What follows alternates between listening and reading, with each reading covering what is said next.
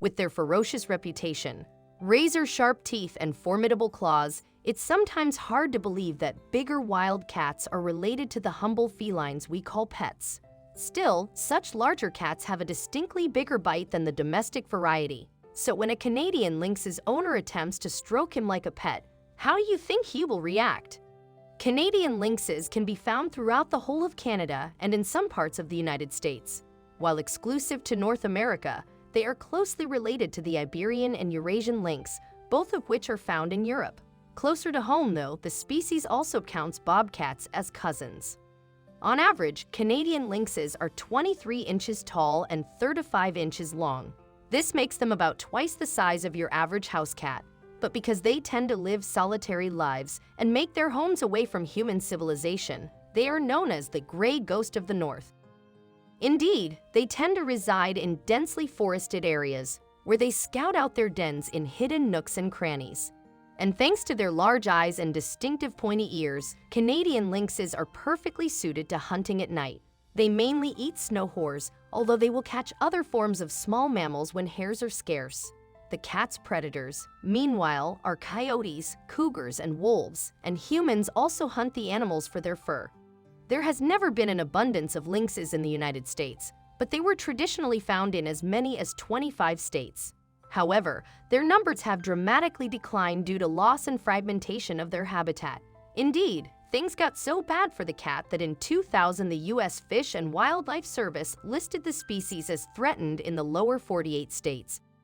But while it has gotten harder to catch a glimpse of the Canadian lynx in the wild, many are available to view at zoos. And that's where Max comes in.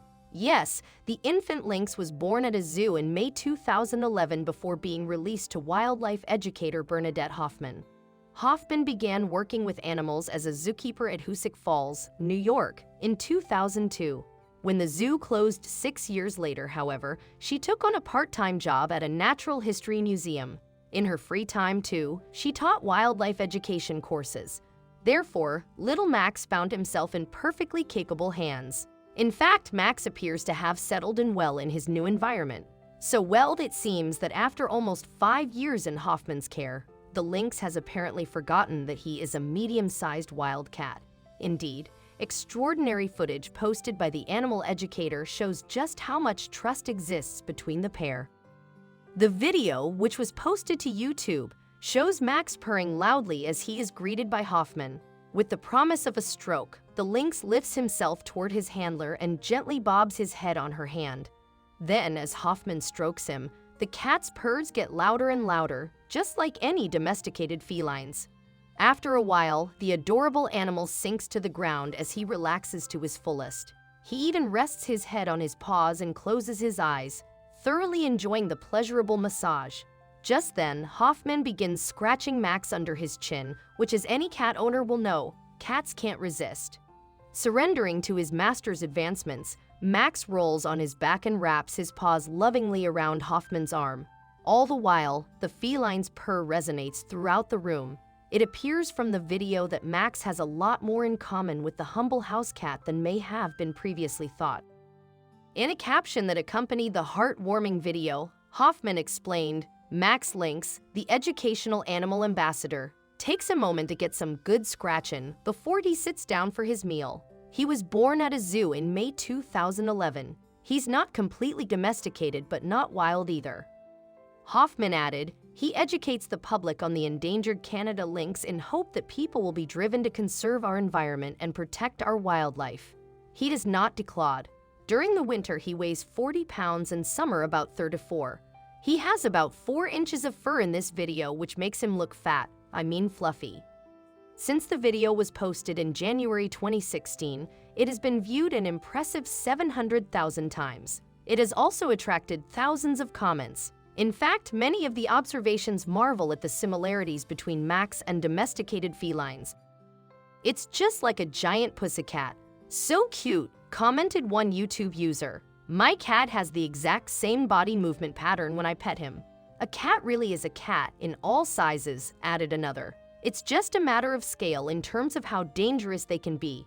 Otherwise, their behavior in most species is pretty much the same as your common house cat," one more said.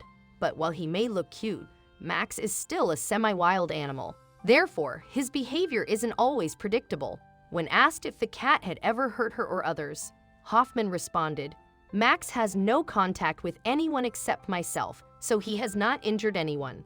I have gotten a black eye and a couple good scratches, but no bite marks, and none of the injuries were from aggression, just stupid accidents." Still, Max was just a baby when Hoffman acquired him, so he would happen easier than most to train. In fact, videos from his first months in his new home show the Lynx being taught how to walk on a lead. More footage features Max at his first educational visit, and although he appeared nervous at first, he soon eased into his new role. But when Max isn't out helping teach youngsters about bigger cats like him, he's at home with Hoffman, where he has an indoor and an outdoor enclosure. According to Hoffman, the Lynx loves being out in the snow the most. "It makes him frisky and wild," she said. "He rolls in it, licks, and sniffs it. Normally, I wouldn't allow the adrenaline rush, but sometimes you just have to give a little." But while he evidently loves being out in the open, Max will never be able to live out in the wild like other Canadian lynxes. As he was born in a zoo, the cat is probably too domesticated to live among others of his kind. He also has to take regular medication to fight an ailment. His pancreas doesn't function properly, and therefore he needs enzymes on his meat daily, Hoffman explained. So although he probably won't contribute to the population of Canada lynxes with his own cubs, Max is still doing his part for the protection of his species. As an animal ambassador, Max is helping children better understand the need to secure a safe future for his species. Education of our next generation is the only hope for the survival of our endangered and threatened animals, Hoffman said.